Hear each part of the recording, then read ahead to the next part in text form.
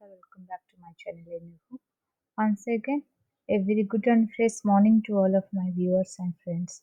Guys, we're already started the MCQ series from series 1 to 15. Please do watch all these series, preparation series and model question paper in my channel and do subscribe the channel, like and share the videos. Thank you. आज हम बात करेंगे TGT social studies का MCQ series 1 के बारे में। उसमें है क्या हमारे टीजीटी सोशल स्टडीज का syllabus wise discussion and MCQs, then we will go with the content analysis, theoretical analysis and everything related to the MCQs. So please bear with us till the end and let us start the video.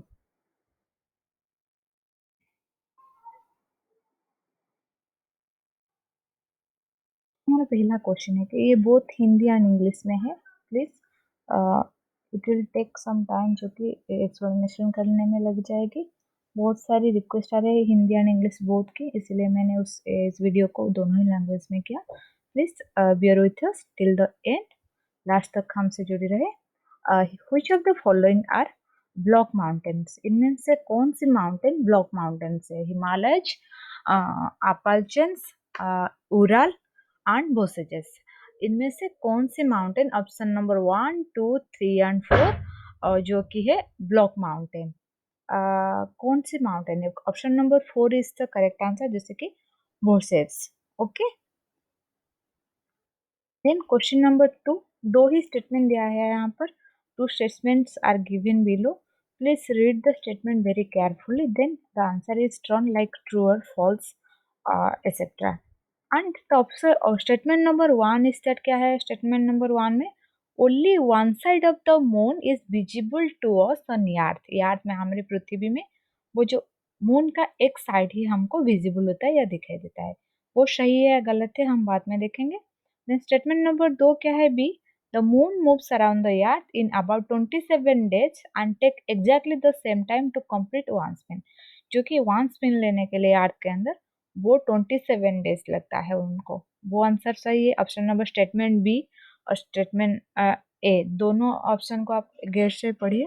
उसके बाद you can draw your answer from the option number A, B, D, C etcetera. Okay, one में क्या है हमारे? Both A and B are true and B is the correct explanation of A, option number 1 में है। Then दो में क्या है? Option number 2, both A and B are true but B is not the correct explanation of A. Then 3 में क्या है? A is true but B is false. 4 में क्या है? A is false but B is true. ठीक है, तो यहाँ पर option number 4 is the correct answer. A is false but B is true. Okay, यहाँ पर A is false, जो हमारे the one side of the moon is visible to us on the earth, this is false thing and B is true. Okay, then question number 3। Question number 3 में हमारे क्या है? Consider the statement A B C on metamorphic rocks and choose the correct answer. इन A B C को आप एक बार deeply देखें। उसके बाद मेटामॉर्फिक रॉक के बारे में कौन से ऑप्शन सही है या सारे ऑप्शन सही है या सारे ऑप्शन गलत है। Okay, when igneous and sedimentary rocks are subjected to heat and pressure they change to metamorphic rocks. जिससे इग्नियस एंड सेडिमेंटरी रॉक्स को हम हीट और प्रेशर में डालें, they change to metamorphic rock, वो मेटामॉर्फिक रॉक को चेंज हो जाएगा। और metamorphic rocks melt to form molten magma when subjected to great heat and pressure. Metamorphic rocks melt to form of molten magma को change हो जाती है when subjected to great heat, उसको ज्यादा हीट एंड प्रेशर में रखे तो। और option number C, marble, sorry statement number C, marble is a metamorphic rock. Marble एक मेटामॉर्फिक रॉक है। इनमें से कौन सी ऑप्शन और कौन से स्टेटमेंट सही या गलत है? B and C are correct and A is incorrect. A and B are correct and C is incorrect. A, B, C all are correct. A and C are correct, but B is incorrect. Option number 4 is the correct answer, जो कि सही answer है option number 4। A and C correct है but B is the incorrect answer. Okay, then हमारे question number 4.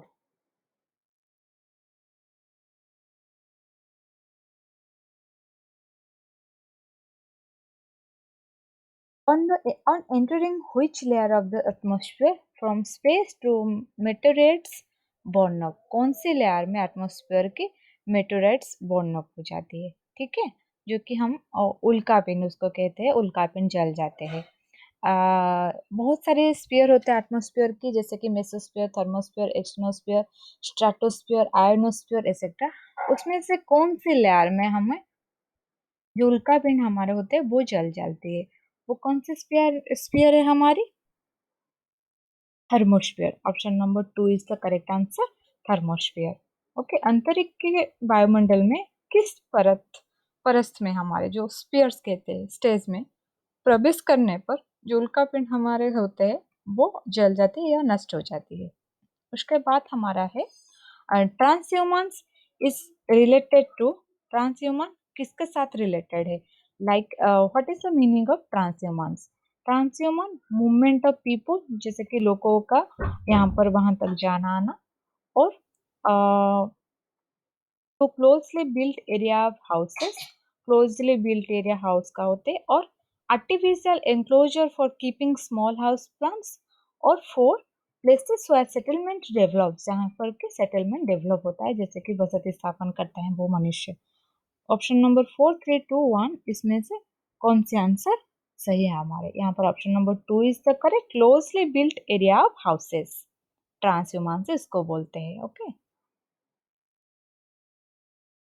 Then, question number 6. Consider the statement A and B on permanent winds and choose the correct answer. Permanent winds के बारे में जो statement दिया गया है यहाँ पर ऑप्शन ए और बी में कौन सी सही है उसको चूज करो.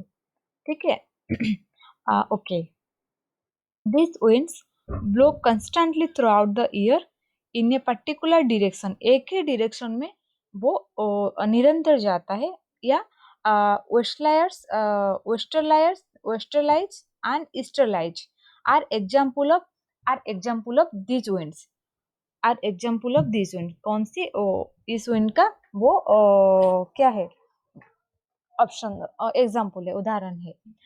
Option number A, as as true, B is false. Option number 2, A is false, B is true.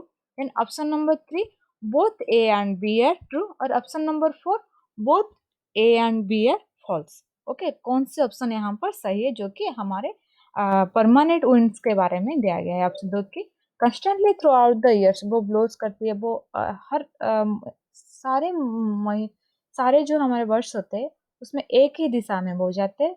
या ये जो परमानेंट विंड्स का जो एग्जाम्पल है वो है वेस्टरलाइज एंड ईस्टरलाइज. कौन से ऑप्शन यहाँ पर सही है हमारी? Option number 2 is the correct answer, A is false and B is true. Permanent winds का जो एग्जाम्पल दिया गया है यहाँ पर वेस्टरलाइज एंड ईस्टरलाइज वो सही है. एंड जो winds blow constantly through out the year in a particular direction वो गलत है, वो यहाँ वहां भी हो सकते हैं, वो पर्टिकुलर डायरेक्शन में नहीं जाता है. ठीक है. Then question number 7. ओके. आप आप आप एक बार क्वेश्चन नंबर 6 को हिंदी में भी पढ़ लीजिए, उसके बाद आपको आंसर करना है. देन क्वेश्चन नंबर 7 में क्या है? Campos in in Brazil and Llanos in Venezuela are example of what type of things? Campos in Brazil में क्या है? लायनोस इन वेनेजुएला में क्या है? टेम्परेट ग्रासलैंड है, टुंड्रा टाइप वेजिटेशन है, ट्रॉपिकल ग्रासलैंड, मेडिटेरियन वेजिटेशन. ये कौन सी प्रकार के वेजिटेशन या ग्रासलैंड हमारा है? ये है हमारे ट्रॉपिकल ग्रासलैंड. कैंपोस जो ब्राजील में है और वेनेजुएला जो ललानोस में है. ठीक है.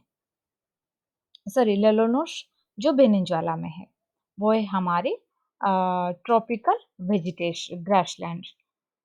Okay. Tropical grassland. Then consider the statement. Question number 8. Consider the statements A and B about climate and choose the correct answer. Climate के बारे में जो भी आप यहाँ पर मत दिया गया है उसको आप एक बार देखिए, उसके बाद आप कंसिडर करें कि कौन से ऑप्शन सही है या सारे ऑप्शन सही है या सारे ऑप्शन गलत है. Climate refers to the day to day changes in the atmosphere, हमारे वायुमंडल में, एटमोस्फेयर में जो हमारे दिनचर्या में चेंजेस होता है दिन भर, उसको हम क्लाइमेट कहते हैं। और climate of a place is affected only by it's altitude and relief, जो अल्टीट्यूड एंड रिलीफ, उसके ऊंचाई और रिलीफ कैसे अफेक्टेड होता है कौन सी प्लेस में, उसको हम क्लाइमेट कहते हैं। Option number 1 A is true, B is false. Option number A 2 A is false, B is true. Option number 3 both A and B are true. Option number 4 both A and B are false. कौन से option यहाँ पर सही है जो कि climate के बारे में हमारे दिया गया है। यहाँ पर सही ऑप्शन नंबर 3 जो कि both A and B are true. जैसे कि हमारे क्लाइमेट का जो विवरण दिया है यहाँ पर वो दिन का परिवर्तन को दर्शाता है। वायुमंडल के एक दिन में क्या क्या होता है, जैसे कि पवन बहुत वेग से आता है, हमारे बारिश होते हैं, वो सारे चीज हमारे दिन में जो जो भी बीतता है उसको हम जलवायु वायुमंडल का जो क्लाइमेट का परिवर्तन है क्लाइमेट कहते हैं। और किसी स्थान का जो जलवायु केवल उसकी ऊंचाई और राहत के प्रभावित होते, वो भी सही है। And question number 9 identify the source of energy from the given features A and B। इन जो A and B जो दो ऑप्शन दिया गया है उनमें से सोर्स ऑफ एनर्जी का जो फीचर्स है वो सही है या गलत है। It is a conventional source of energy. This source of energy is released when crude oil is brought to surface. ये यहाँ पर चार ही जो एनर्जी का सोर्स दिया गया है, जैसे कि biogas, natural gas, geothermal energy and works. यहाँ पर उसका फीचर दिया गया ऑप्शन 1 एंड 2 यहाँ पर हमारे ऊपर में। उसके हिसाब से कौन सी यहाँ पर बायोगैस का फीचर है दोनों, या हमारे नेचुरल गैस का या जियोथर्मल एनर्जी का और वर्क्स का कौन सी फीचर्स है।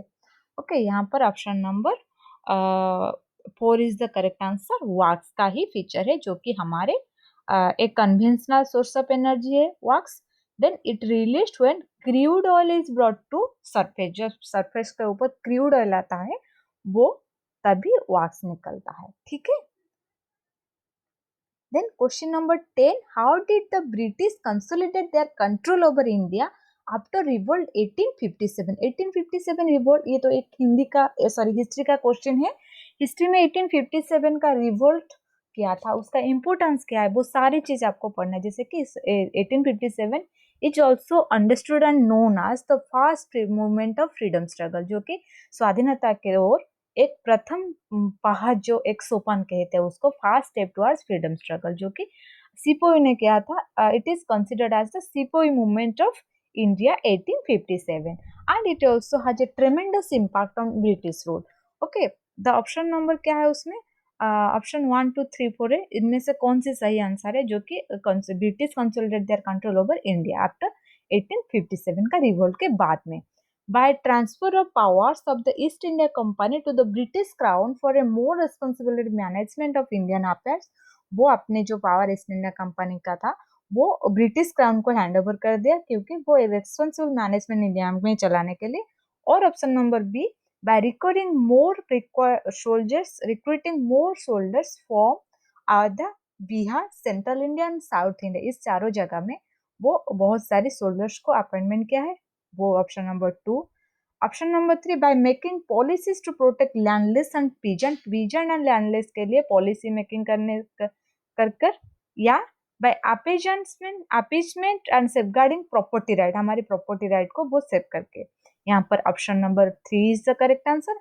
पीजेंट और लैंडलेस के लिए बहुत सारे सेफगार्डिंग पॉलिसी बनाकर। ठीक है, दो है समूहित और किसानों के रक्षा के लिए वो नीतियां बनाकर हमारे जो 1857 के बाद ब्रिटिशर ने हाँ इंडिया को अपनी जो मैनेजमेंट को नियंत्रण करने के लिए मजबूत किया। ठीक है। Then question number 11, which of the following not a feature of representative democracy? India is the biggest and lengthiest democracy in the world, जो कि रिटिन है, लेंथीएस्ट है एंड बिगेस्ट है वर्ल्ड के से। उसके बाद क्या है, हमारे एक रिप्रेजेंटेटिव डेमोक्रेसी है। वो रिप्रेजेंटेटिवनेस क्या है, उसका मीनिंग हमको समझना है, और डेमोक्रेसी क्या है। ठीक है, representative chosen through election, election is a vital part of representative democracy. ठीक है, गणतंत्र का एक महत्वपूर्ण भूमिका वहन करता है, जो इलेक्शन मतदान दान जो करना है, चुनाव प्रक्रिया। Then decision making in the hands of representative, और डायरेक्ट यहाँ पर हमारा क्वेश्चन क्या है, which is following not. Please, guys, do read the question carefully. If you just read it haphazardly, like which are the following features of revision and democracy, you will miss the word not.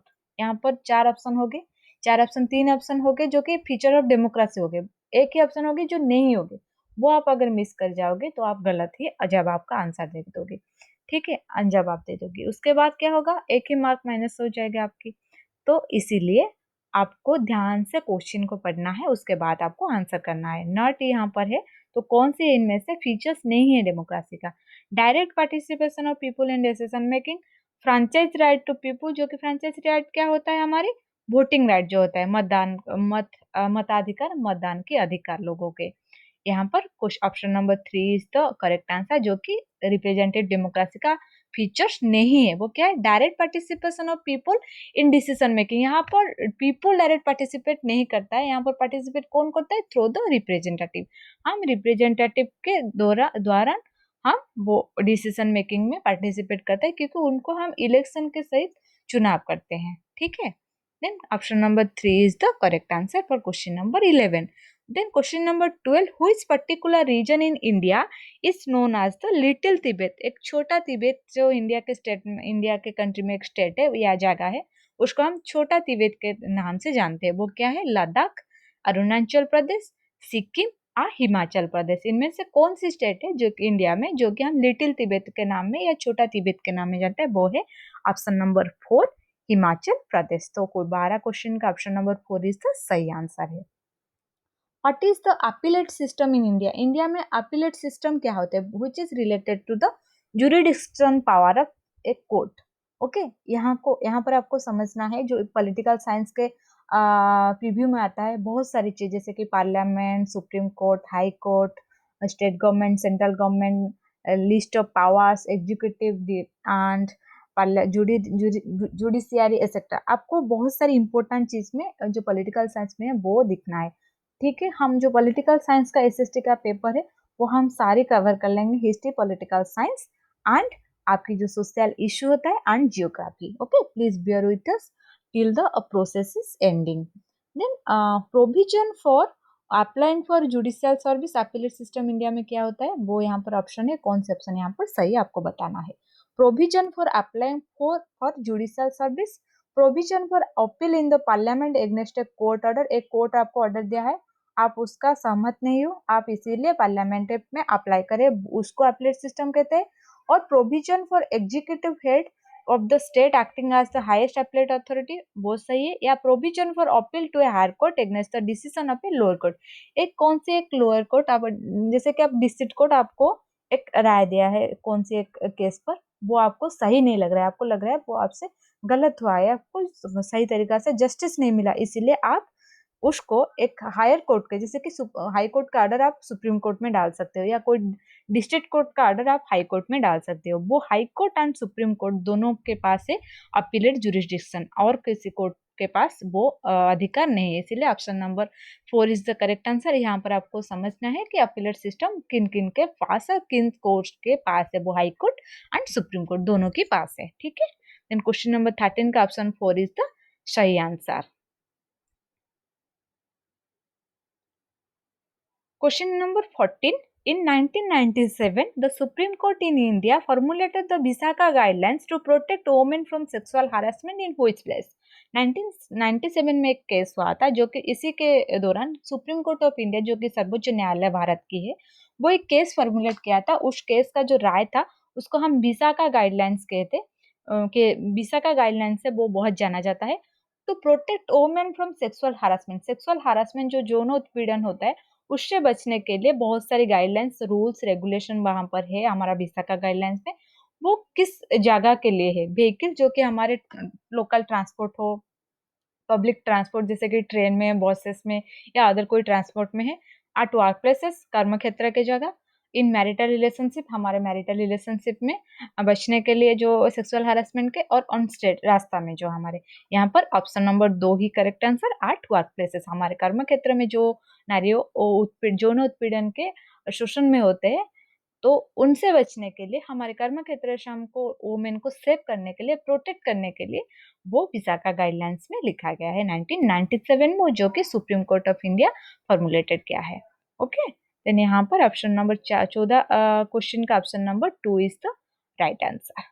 Then question number 15, who amongst the following appoints the governor of India, governor of a state, कौन से इनमें से जो कि governor of a state को appoint करता है, कौन है वो? एक बार आप सोच लो कि अपॉइंटमेंट के एक क्वेश्चन आप एक बार पढ़ लो, 15 हिंदी में भी यहाँ पर है, please do read the question first.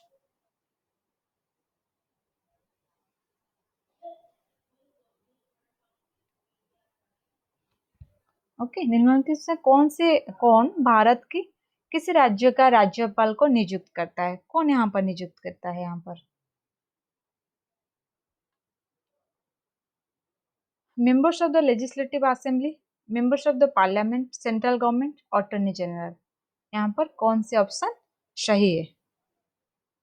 Members जो कि हमारी लेजिस्लेटिव असेंबली का member, members of the parliament and central government और अटॉर्नी जनरल। ओके, कौन से ऑप्शन यहाँ पर हमारे सही है?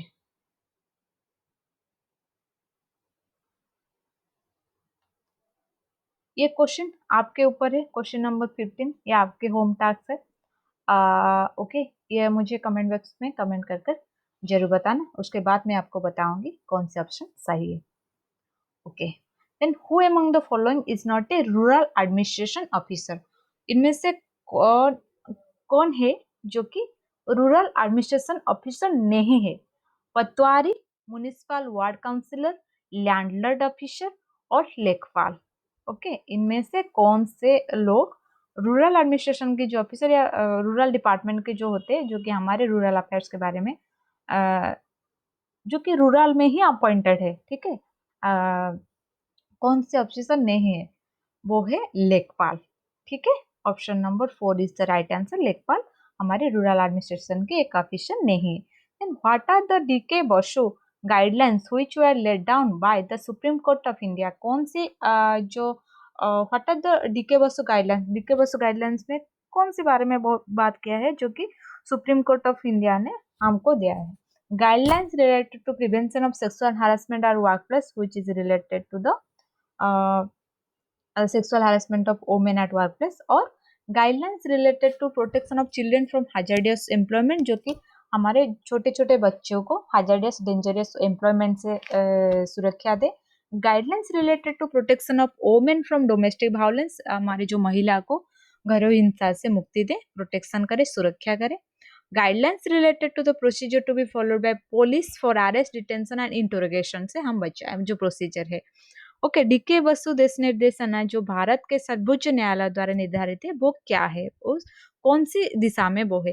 Which is option number 2 is the option number 2 is the correct answer. Guidelines related to protection of children from hazardous employment, जैसे कि हम बाल श्रमिक कहते हैं, छोटे छोटे बच्चे को हम एक वर्कर्स की तरह ट्रीट करते हैं, वो कहाँ पर जॉब करते हैं। एक देखो, एक तो फिर child labour is prohibited in India, but in most cases if a child is working at any places like shopkeepers shop or any industry, the industry should not be hazardous or dangerous for the children, like a chemical sector, a factory, a electric center, etc, जो कि बच्चों के लिए सही नहीं है वो जगह उसको काम करने के लिए। इसीलिए हमारी जो गाइडलाइन से related protection of children from hazardous employment में उसको बचाएं, जो क्वेश्चन नंबर 17 का option number 2 is the correct answer, ठीक है। खतरनाक रोजगार से बच्चे को सुरक्षा से संबंधित निर्देशनामा और देश निर्देश है वो हमारी डीके बसु का राय।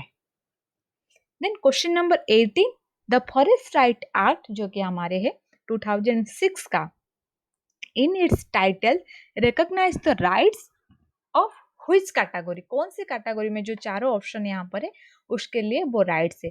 शेड्यूल्ड ट्राइब है, शेड्यूल्ड कास्ट है, इकोनॉमिकली बैकवर्ड क्लासेस है और मोस्ट बैकवर्ड क्लासेस है। फॉरेस्ट राइट आपको सुनकर ये मत बता देना कि ये शेड्यूल्ड ट्राइब है जो लोग फॉरेस्ट में रहते हैं, ये तो नहीं है सच। हाँ, most of the cases, most of the people are living in the forest of scheduled tribe, but there is also living by this is also place of scheduled caste, backward classes, etc. So you cannot say like generalize that scheduled tribe ही एक हिस्सा है देश के जो कि forest में रहते हैं, इसीलिए राइट्स उन लोगों के लिए नहीं। शेड्यूल्ड ट्राइब भी रहते हैं, शेड्यूल्ड कास्ट भी रहते हैं, other socio economical backward classes भी वहां पर रहते हैं। तो इसीलिए जो फॉरेस्ट के ऊपर जिसका जीवन आधार निर्धारित है, जो लाइवलीहुड के लिए डिपेंडेंट है वो फॉरेस्ट के ऊपर, उसी के साथ जो कि culturally, socially, emotionally and religiously depend है वो फॉरेस्ट के ऊपर, उसके लिए वो फॉरेस्ट राइट है। तो इसीलिए यहाँ पर option number 3 is the correct answer, जो कि इकोनॉमिकली बैकवर्ड क्लास है, जो अर्थनैतिक रूप से पिछला वर्ग है, वो उन लोगों के लिए निर्धारित है। यहाँ पर अनुसूचित जनजाति भी आता है, अनुसूचित जाति भी यहाँ पर आता है ऑप्शन नंबर 3 के प्रीव्यू पर। तो यहाँ पर 18 नंबर क्वेश्चन का option number 3 is the correct answer है। ठीक है। Then question number 19, an example of secondary source. Secondary source का एग्जाम्पल क्या है? द कॉन्स्टिट्यूशन ऑफ इंडिया, हमारे संविधान भारत की, सेंसर रिपोर्ट, हमारी जनगणना रिपोर्ट 2011 का, record of registration of birth and death, जन्म और मृत्यु का पंजीकरण का रिकॉर्ड जो है, आवर पास्ट 1 जो कि NCERT book in history for class 6 का है। कौन सी यहाँ पर ऑप्शन है जो कि सेकेंडरी सोर्स है, वो प्राइमरी सोर्स नहीं। Option number 4 is the correct answer, जो कि एक टेक्स्ट बुक है, अन्य द्वारा वो लिखा गया है, वो कौन से और अदर सोर्स को फॉलो कर कर लिखी है, इसीलिए why all other option 3 is the primary source. क्यों इसका हम प्राइमरी सोर्स कंसिडर करें?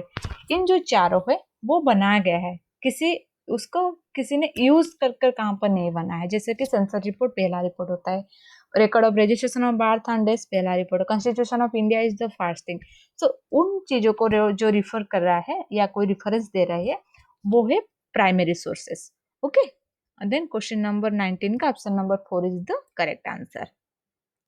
Who coined the phrase unity in diversity to describe India? India को समझाने के लिए या इंडिया को वर्णना करने के लिए यूनिटी इन डाइवर्सिटी, विविधता में ही एकता है, ये जो शब्द कौन से हमारे किन्ने ये शब्द क्या है? जवाहरलाल नेहरू जी ने, बी आर अम्बेडकर ने, एम के मोहनदास करमचंद गांधी ने या राजेंद्र प्रसाद जी ने? कौन से लोग इस शब्द को प्रयोग किया है? यहाँ पर option number 1 is the correct answer, Jawaharlal Nehru. ठीक है, एकता में विविधता, ये जो वर्णना के लिए, भारत का वर्णना के लिए ये वाक्यांश को वो यूज कर रही है। Then question number 21, how many members in Lok Sabha are nominated and not elected? यहाँ पर कितने लोग लोकसभा को नॉमिनेटेड होता है बाय प्रेसिडेंट, वो इलेक्टेड नहीं होता, इसका कोई इलेक्शन प्रोसेस वो लोगों का नहीं होता है। कौन कितने लोग? 4, 1, 2 और 0, कौन किस भी नहीं। वो option number 3 is the correct answer, 2 ही लोग फ्रॉम कौन सी कम्युनिटी में, वो आपको मुझे कमेंट बॉक्स पर कमेंट करके जरूर बताना। उसके बाद में आपको उसका डिस्कशन करूंगी और एक सीरीज में। ठीक है, 2 ही लोग, option number 2 is the correct answer, वो नॉमिनेटेड होता है या मनोनीत होता है प्रेसिडेंट के द्वारा, वो चुनाव में व इलेक्शन प्रोसेस में नहीं आता है। ठीक है, then question number 22, the following is not an example of gender stereotype. First of all you should know what is gender, then what is gender stereotyping. हमारे जो सेक्स होते हैं मेल एंड फीमेल, वो बायोलॉजिकल सेग्रीगेशन है, biological classification of A women and main होता है। जैसे कि हमारे शरीर के अनुसार, हमारे बायोलॉजिकल डिफरेंसेस के अनुसार वो मेल और फीमेल में जाना जाता है। लेकिन जेंडर क्या होता है? वो एक सोशियो कल्चरल कंस्ट्रक्शन होता है, जैसे कि सोसाइटी आपको, उसका कल्चर आपको एक टाइप का देता है जेंडर स्टेरियोटाइपिंग, या आप ये करो ना करो वो सही। जैसे कि एक लड़की को जोर से हंसना, दौड़ना वो मना है, एक लड़का को रोना मना है, ये सब आप सभी जानते हो कि अरे क्या तू रोते हो, एक बच्चे, एक लड़का होकर, वो सारे जो चीज होता है वो जेंडर स्टेरियोटाइपिंग होता है। ठीक है, तो यहाँ पर हम देखें कौन से ऑप्शन सही है जो कि जेंडर स्टेरियोटाइप नहीं है। ठीक है, not an example of gender stereotype. First option is that only boys being encourage to participate in the football tournament. एक सिर्फ बॉयज को ही हम, बालक को एनकरेज कर रहे हैं प्रोत्साहित करें जो कि फुटबॉल टूर्नामेंट में पार्टिसिपेट करें, ये तो एक ऑप्शन है। Only the girls in class are asked to decorate the class boards, जैसे कि एक घर को सजावट करने के लिए जो कर्तव्य किसका होता है, गर्ल्स के होते हैं या वुमेन के होते हैं, वो भी एक जेंडर स्टेरियोटाइपिंग है। And while boys try to monopolise the class discussion, जैसे कि बॉयज ट्राई करते हैं कि चेष्टा करते हैं कि हम क्लास डिसीजन को या डिस्कशन को मोनोपोलाइज करें, हामी रखें। Attention is given to both girls and boys encourage to participate, लेकिन अटेंशन हम किसको प्राधान्य दें, बॉयज एंड गर्ल्स दोनों को, बालक और बालिका दोनों को हम एनकरेज करें, प्रोत्साहित करें कि पार्टिसिपेशन करें या भाग लिए। और boys and girls are made to sit separate rows for ensuring discipline in class, दोनों ही अलग अलग रो में बैठे हैं, वो ही एक जेंडर स्टेरियोटाइपिंग है। तो इसीलिए ऑप्शन नंबर 3 जो है, हम दोनों को पार्टिसिपेट करने के लिए प्रोत्साहित करें, वो ही सही आंसर। यहाँ पर जेंडर स्टेरियोटाइपिंग का मतलब ये नहीं कि हम लड़कियों को बढ़ावा दें, लड़कों को नहीं, यहाँ पर समान अधिकार, equality, justice for all boys and girls, वो ही जेंडर स्टेरियोटाइपिंग का एक एग्जाम्पल नहीं है। या तो option number 3 is the correct answer है यहाँ पर। Then question number 23, who is called the father of political science, father of political science या हम राजनीति विज्ञान को किसने बनाया, उनको फादर, हम किसको राजनीति विज्ञान का फादर बताएं, प्लाटो, एम के गांधी, कौटिल्य एंड अरिस्टोटल, इनमें से कौन से लोग हैं जो राजनीति विज्ञान का फादर या पिता कहा जाता है, Plato, Mahatma Gandhi, Kautilya and Aristotle. Option number 4 is the सही आंसर, करेक्ट आंसर। अरिस्टोटल को हमने फादर ऑफ पॉलिटिकल साइंस कहते हैं। So guys, this is all about the 23 question for SST, social studies PGT, and all the TGT, and all the PGT are also for concerned subject like history, political science, and other geographic. They can also drag this question which is separate classified all the question and can see. But I will like to try to make some MCQs for PGT also. But for now, I would concern for all the TGT social studies. Yes, मैंने history का, geography का, political science और social issues का अलग अलग मैं part बनाऊंगी। उसके लिए आपको please to subscribe my channel to watch all this MCQ series, and please do share and like this video if you think it is helpful for your preparation and for your strategy. Thank you guys. Please do subscribe, share and like. Thank you so much.